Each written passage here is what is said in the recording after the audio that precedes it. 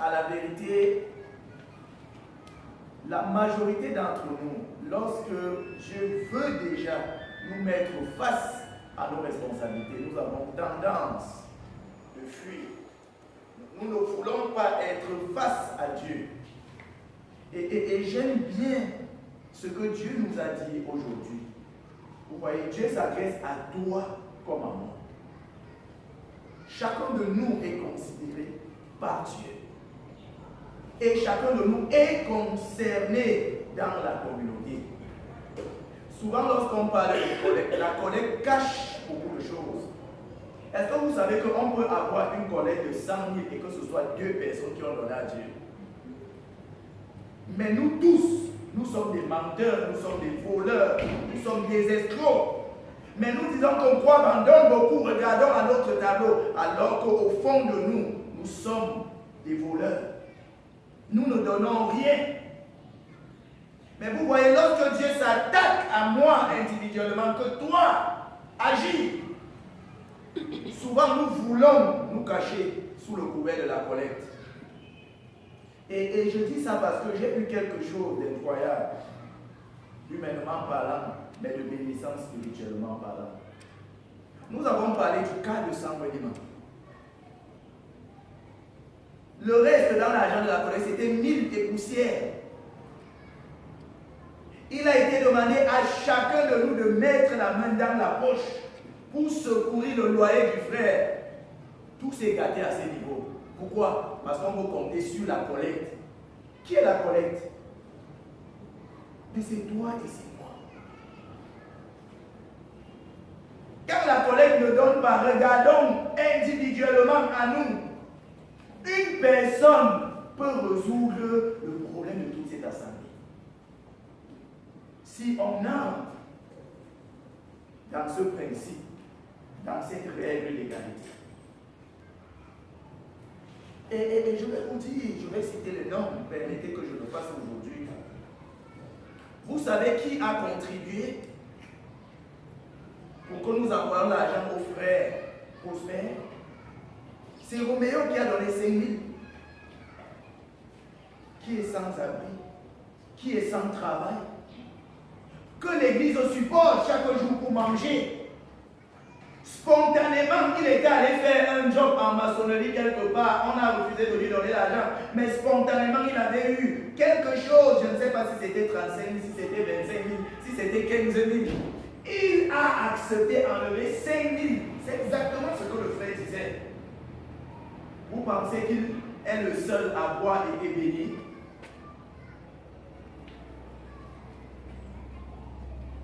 Le frère Yagnon a donné 5 000. Pourtant, il a des difficultés de plus en plus par rapport à son salaire, par rapport à venir même à tous les programmes avec son enfant. Mais pour le cas spontané, il s'est dit que c'est plus urgent de résoudre le cas d'un frère qui est en train d'être expulsé, un frère qui sert le Seigneur. Je voudrais que nous touchions du doigt de façon pratique la règle de l'égalité. En un moment ponctuel, Dieu peut nous donner, même si c'est 100 francs, 50 peut aider pour envoyer les frais de cet argent par Orange Money. Mais voyons combien nous sommes égoïstes. Où nous attendons que ce soit les autres qui donnent. J'ai envie de dire que même si nous n'avons pas l'argent, combien de nous avons pris un temps pour prier? Parce que la prière, nous n'avons pas besoin que quelqu'un vienne nous la donner, n'est-ce pas? Le jeûne, nous n'avons pas besoin que quelqu'un vienne nous donner le jeûne. C'est quelque chose que nous avons, que nous pouvons donner. Qu'est-ce que nous donnons lorsque Dieu nous agresse son message? Qu'est-ce que nous donnons, frère? Oui, on peut donner l'argent, on peut donner la prière, on peut donner nos pleurs. Chacun a quelque chose à donner. Même si le message portait sur le domaine des finances. Bien aimé, l'Église doit se lever en tant que communauté. Nous devons nous lever en tant que communauté. Personne n'est spectateur dans la maison de Dieu. Vous voyez là dehors, il y a eu une mot de terre quand j'étais là. Les jeunes se sont organisés à mettre ça comme ça pour mettre le maïs. Ça peut aider un frère qui ne mange pas, n'est-ce pas? Une terre jetée devient un champ.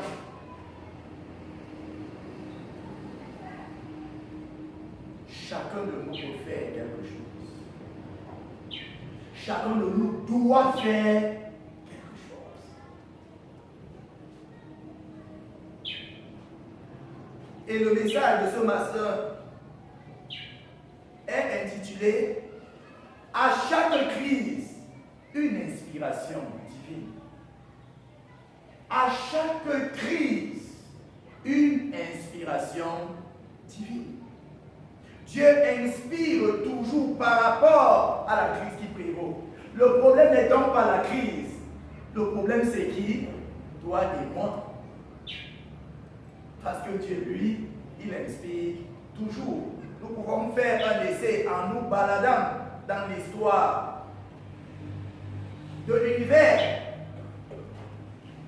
Nous verrons qu'il y a toujours eu des crises, des grandes et des fortes crises.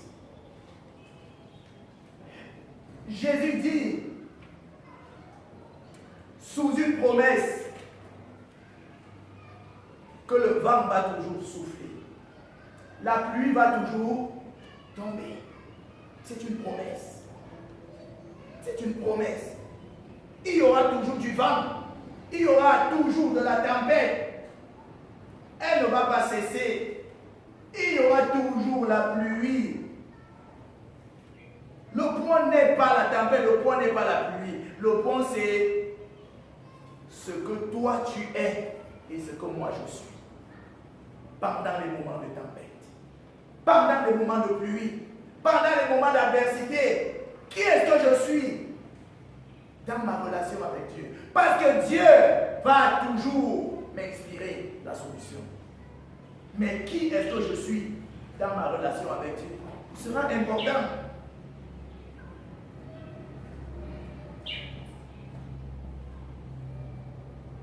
Arrêtons-nous sur le cas de Daniel.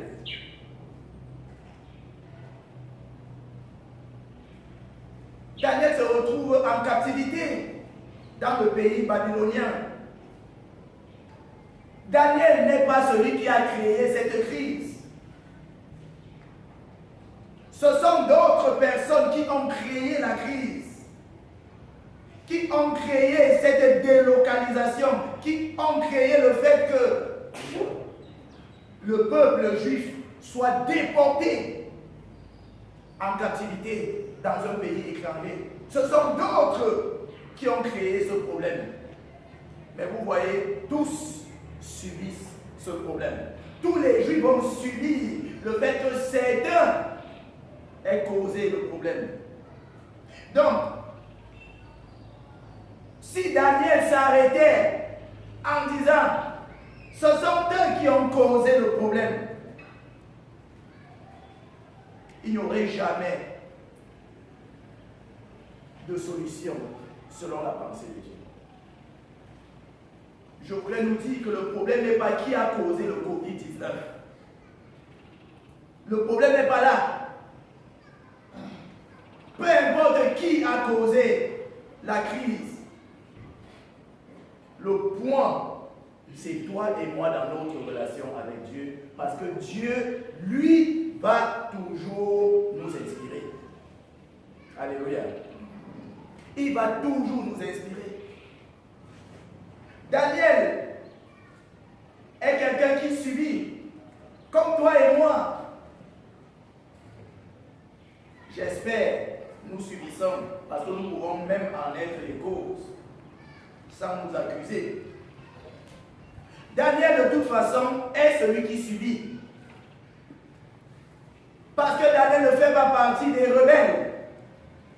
Parce que s'il y a eu déportation du peuple juif à Babylone, c'était à cause de la désobéissance de ce peuple. malgré des messages répétés de la part de Dieu au travers de ses prophètes, agressés à ce que ils étaient rebelles, ils continuaient dans la désobéissance, dans la divination, dans l'idolâtrie et tout ce qui est violation des principes dans leur relation avec Dieu. Jusqu'à un certain point d'exagération qui a ouvert la porte à cette crise, la déportation. Mais tous n'étaient pas désobéissants à Dieu. Daniel n'était pas désobéissant à Dieu. Et Dieu tient compte de cela lors des crises.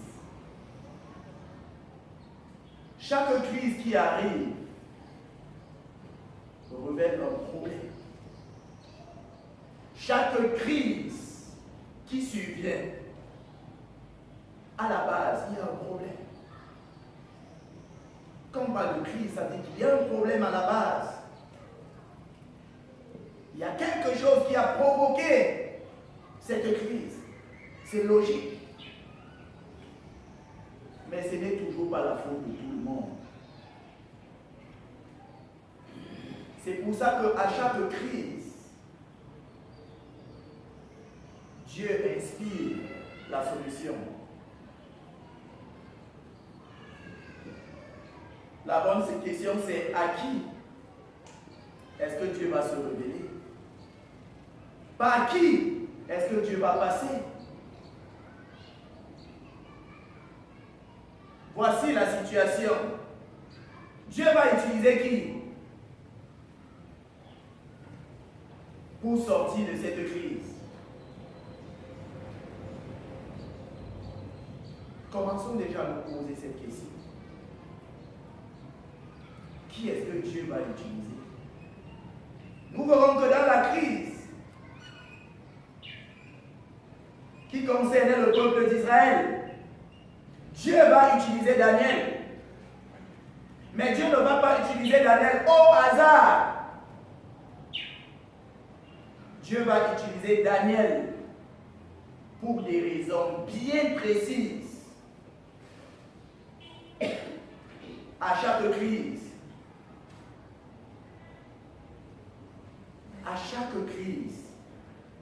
une inspiration divine.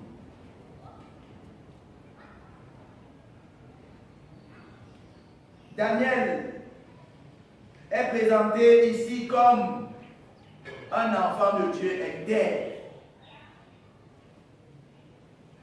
L'intégrité, c'est celui qui vit en respectant certains principes. Des principes qui lui sont donnés par son maître, par son Dieu, par l'autorité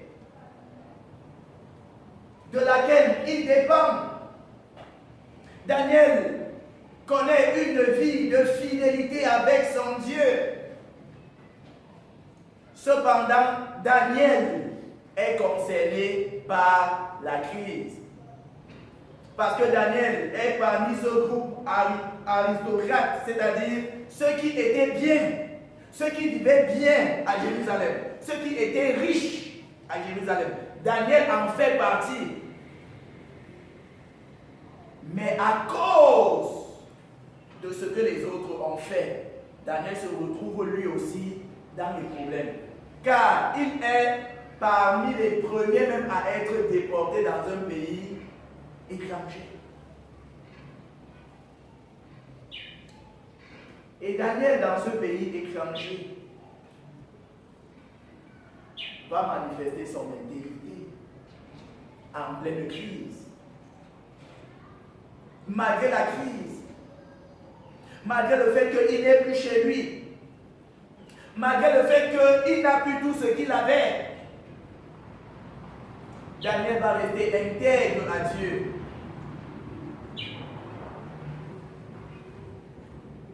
Daniel ne va pas se mélanger avec ceux qui font des choses sans la volonté de Dieu. Daniel ne va pas se mélanger avec ceux qui dépendent des instructions qui violent les principes de Dieu. Daniel ne va pas s'associer avec ceux qui ne connaissent pas son Dieu dans les principes de vie.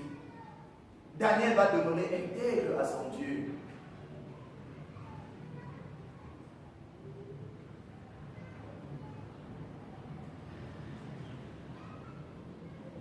Et Dieu va se révéler à Daniel.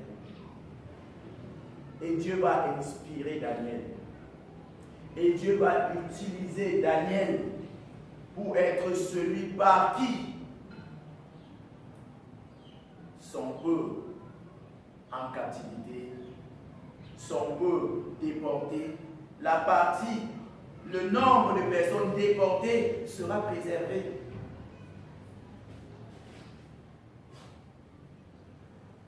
Dieu va toujours inspirer à un moment de crise quelqu'un, mais pas n'importe qui.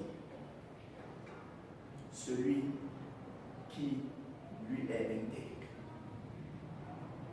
Celui qui lui est fidèle.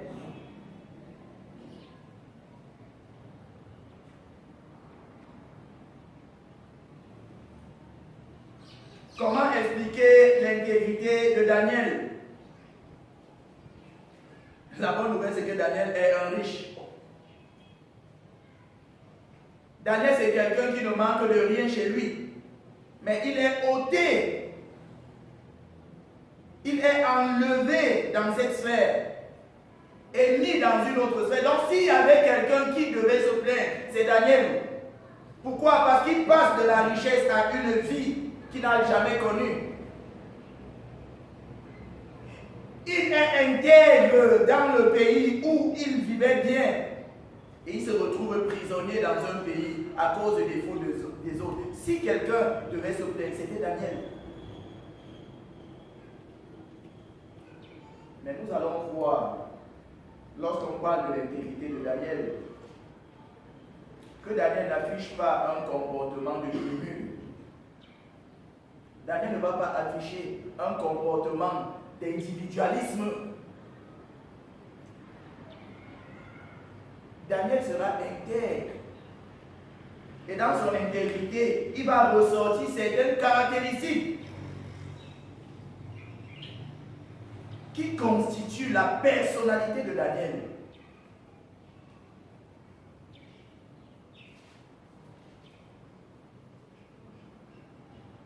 Et les Babyloniens ont vite décelé qui est Daniel.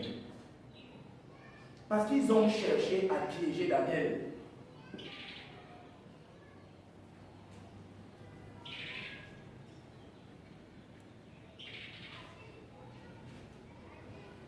Lisons Daniel.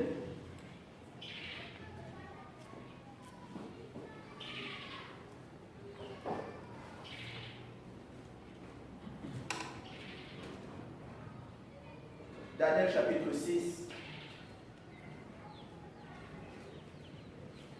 du verset 2 au verset 6. Et écoutons la confession des hauts cadres, des administrateurs, de ceux qui dirigent le pays dans lequel Daniel se retrouve comme esclave désormais. Daniel va vite être repéré dans ce nouveau royaume.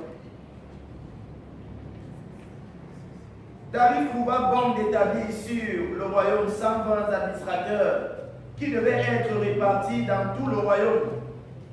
Il mit à l'un des 3 responsables, parmi lesquels figurait Daniel, afin que les administrateurs leur rendent des comptes et que le roi ne subisse aucun dommage. Daniel se montrait supérieur aux autres responsables et aux administrateurs parce qu'il y avait en lui un esprit extraordinaire. L'intégrité de Daniel réside sur le type d'esprit de Daniel. L'intégrité de Daniel réside sur le fait que Daniel avait en lui quelque chose qui était différent des autres. Et c'était son esprit. Quand on parle de l'esprit de Daniel, on parle du règne de Dieu dans le cœur de Daniel.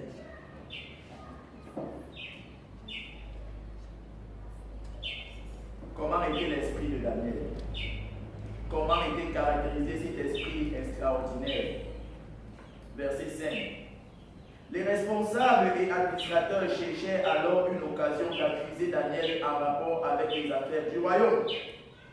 Cependant, ils ne purent retrouver aucune occasion de le faire, aucune faute de sa part, parce qu'il était fidèle et qu'on ne trouvait chez lui ni négligence ni faute. Alléluia. Est-ce qu'on comprend ça?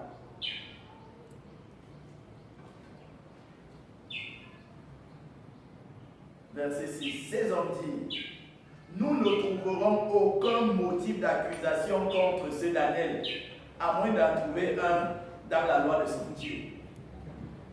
Ils disent que si on s'arrête à ce niveau, on perd le temps. On ne va pas trouver Daniel. On ne va pas faire tomber Daniel. Est-ce que vous savez qu'en période de crise, l'ennemi cible ses ennemis? Est-ce que vous savez qu'en période de crise, c'est vrai qu'il y a la crise, mais il y a un arrière-plan de cette crise? Est-ce que nous savons qu'il y a un arrière-plan spirituel de cette crise? Est-ce que vous savez que l'ennemi a planifié ce que lui doit faire contre les enfants de Dieu? C'est vrai qu'il y a la crise. Mais le frère a dit quelque chose de sérieux à considérer. C'est que si nous ne faisons pas attention, nous pouvons et nous allons perdre des frères et des sœurs en Christ. Vous voyez, le point n'est pas la crise. Le point, c'est ce que Satan voudrait faire contre l'humanité. Le problème n'est pas la crise. Le point, c'est le plan de Satan dans ce genre de circonstances. Et Dieu nous dit aussi que le problème n'est pas la crise. Le point, c'est notre relation avec lui dans ce genre de circonstances. Autant Satan a des plans en utilisant la crise, autant Dieu en a en utilisant la même crise. Alléluia. Vous voyez, les enjeux sont spirituels. Les enjeux sont très spirituels. Les enjeux, c'est au niveau de Dieu et de Satan. Dieu veut faire de cette crise le moment où lui, Dieu va se glorifier. Satan veut également faire de cette crise le moment où lui va se glorifier. Vous voyez, ça veut dire que nos yeux ne doivent pas être focalisés sur la crise. Nos yeux doivent monter un peu plus haut. Car si nous nous focalisons sur la crise, c'est vrai que nous allons dire des vérités, nous allons toucher certains points, mais nous n'allons pas toucher le point fondamental. Car le point fondamental, ce n'est pas la crise. Le point fondamental, c'est ta relation avec Dieu. Ou alors avec Satan. Tout dépend de qui tu sais. C'est ces agents qui seront des acteurs pendant le moment de crise. Si tu es vraiment avec Dieu, tu seras un acteur pendant cette crise. Si tu es un agent de Satan, tu vas faire des choses terribles pendant les moments de cette crise.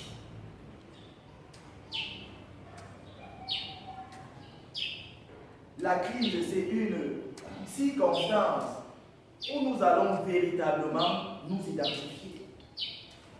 La crise vient démontrer qui est qui appartient à qui fait quoi. La crise vient nous donner de savoir en vérité ce que nous sommes,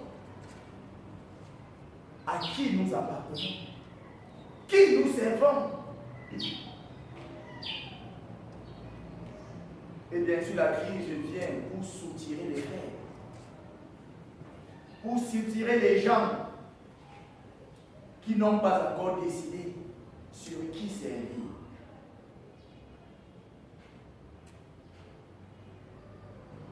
Daniel a fait partie des acteurs de la crise qui vont opérer fortement pendant cette crise, la déportation.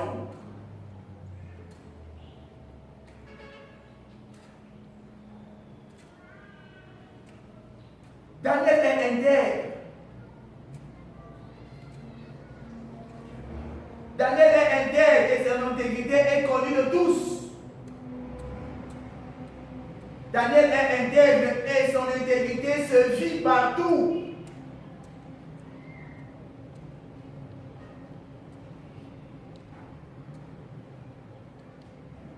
Et Daniel n'est donc pas l'auteur de la crise. Nous pouvons comprendre cela, n'est-ce pas?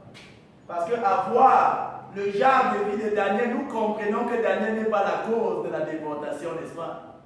Non, Daniel n'est pas la cause de la déportation. Daniel subit cette crise. Il n'en est pas la cause. Mais je voudrais nous faire remarquer quelque chose d'autre en Daniel.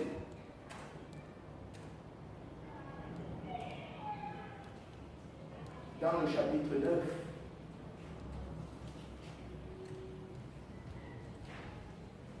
la première année du règne de Darius, fils d'Assuérus, de la dynastie des Mèdes, sur le royaume des Babyloniens. La première année de son règne, moi, Daniel, je me suis aperçu dans les livres que le nombre d'années indiquées par l'Éternel au prophète Jérémie pour la durée de la dévastation de Jérusalem était de 70 ans.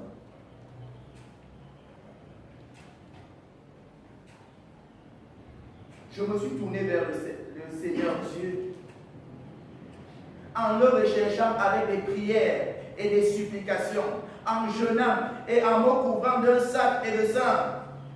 J'ai prié l'Éternel mon Dieu et je lui ai fait cette confession: Seigneur Dieu grand et redoutable, toi qui gardes ton alliance et qui traites avec bonté ceux qui t'aiment et qui t'obéissent et qui obéissent à tes commandements. Nous avons péché, nous avons agi en hommes pervertis, nous avons été méchants et rebelles, nous nous sommes détournés de tes commandements et de tes règles. Nous n'avons pas écouté tes serviteurs, les prophètes, lorsqu'ils ont parlé en ton nom à nos rois, à nos chefs, à nos ancêtres et à tout le peuple du pays.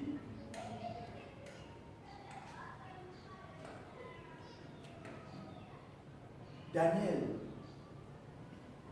n'est pas la cause de cette crise que connaît le peuple d'Israël.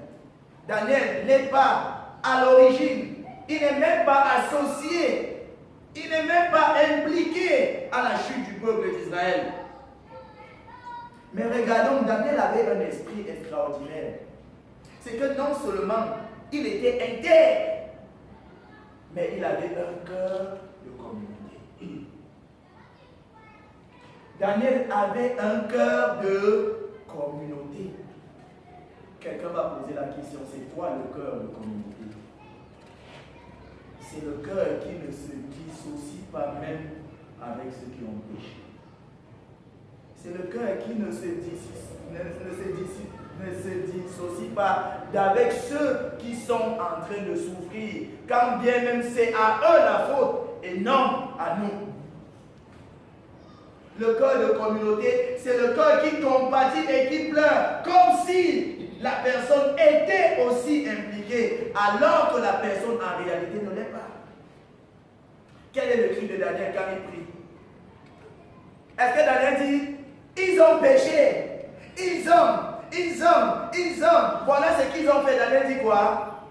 Nous avons péché, alléluia. Oh, j'aime ce cœur.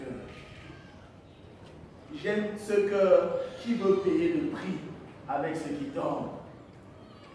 J'aime ce cœur de Daniel qui est prêt à être puni par Dieu parce que les autres ont péché. Et Daniel s'introduit dans le péché des autres pour pleurer avec eux en faveur de leur délivrance à tous. Daniel dit au verset 7, Seigneur, tu es juste. Quant à nous, nous ne pouvons que rougir dehors, comme c'est le cas aujourd'hui pour les Judéens, les habitants de Jérusalem et tout Israël, pour ceux qui sont près et ceux qui sont loin, dans tous les pays où tu les as chassés à cause des infidélités dont ils se sont rendus coupables envers toi. Éternel, nous ne pouvons que rougir dehors. Nous ne pouvons que rougir dehors. Nous sommes concernés, mais nous avons péché. C'est nous.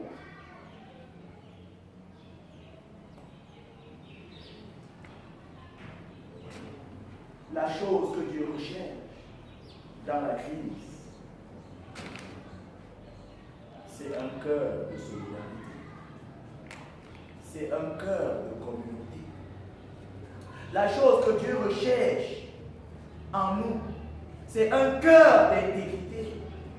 C'est aussi un cœur communautaire. Parce que généralement, ceux qui sont intègres sont un peu pharisiens.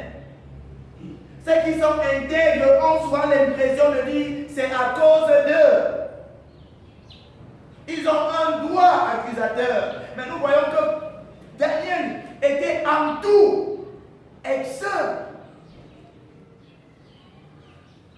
de mauvaises vie. Mais quand il s'agissait de pleurer, quand il s'agissait de crier à Dieu, quand il s'agissait de soutenir, Daniel s'impliquait corps et âme. Et est-ce que nous avons vu que Daniel a vite retrouvé sa place d'homme riche à Babylone? Parce que Daniel a été érigé comme le plus grand des administrateurs. C'était une autre raison pour Daniel de s'exclure. Parce que les riches souvent n'aiment pas s'associer aux douleurs du pauvre. Parce qu'il va dire c'est à cause de votre mauvaise vie, c'est vous, c'est vous. Daniel, même à Babylone, a été élevé au plus grand rang de dignité. Mais jusque-là, Daniel a accepté redescendre jusqu'au plus bas niveau pour retrouver les pécheurs. L'esprit de communauté. Dieu revoit en toi et en moi, en ce moment de crise, quelque chose. C'est d'abord l'intégrité. C'est aussi la solidarité. Et je voudrais nous rassurer que si nous sommes intègres à Dieu, et si nous sommes solidaires avec ceux qui souffrent, nous sommes un instrument que Dieu va utiliser pendant cette pandémie de Covid-19. Ne cherchons pas à se moquer de ceux qui sont infectés. Ne cherchons pas à insulter les nations qui sont victimes et qui connaissent beaucoup de morts. Ne disons pas que nous les Camerounais, nous les Africains, nous ceci. Comme je vois le débat aujourd'hui se tourner, les Blancs contre les Noirs, ce n'est pas de ça qu'il s'agit en tant qu'enfant de Dieu. Il s'agit de l'esprit de solidarité. Pleurer avec ceux qui pleurent. Jeûner avec ceux qui pleurent. Crier à Dieu pour ceux qui sont infectés. Est-ce que vous savez que Dieu dit que si quelqu'un a péché, Dieu dit que c'est lui qui va donner la sentence et il va rétribuer. Il va discipliner les désobéissants et les pécheurs. Seulement Dieu dit, pendant qu'il le fait, si pendant qu'il est en train de punir et de traiter durement celui qui fait mal, tu te réjouis, il va tourner sa colère contre toi aussi. Parce que Dieu n'aime pas un cœur qui se réjouisse contre le malheur de l'autre. Ce n'est pas le moment de pointer du doigt quelqu'un. C'est le moment de crier à Dieu. Dieu veut des gens qui s'unissent pour crier, pour pleurer pour la cause du mal de l'humanité. Oui, l'humanité a mal fait. Peut-être nous n'en sommes pas la cause, mais Dieu veut te voir uni à eux pour pleurer. Voilà ce que Dieu attend de toi et de moi. 1. Ne pas s'associer au mal. Ne pas être parmi ceux qui causent de tels dégâts, oui. Ensuite et enfin, Dieu voudrait que tu aies un esprit extraordinaire. C'est-à-dire, celui qui pleure avec les autres alors que ce sont les autres qui causent ton mal. Mais Dieu veut que tu pleures avec ceux-là qui causent même ton mal et ta destruction. C'est ce genre de cœur, c'est ce genre d'esprit extraordinaire que Dieu veut voir en toi. Et si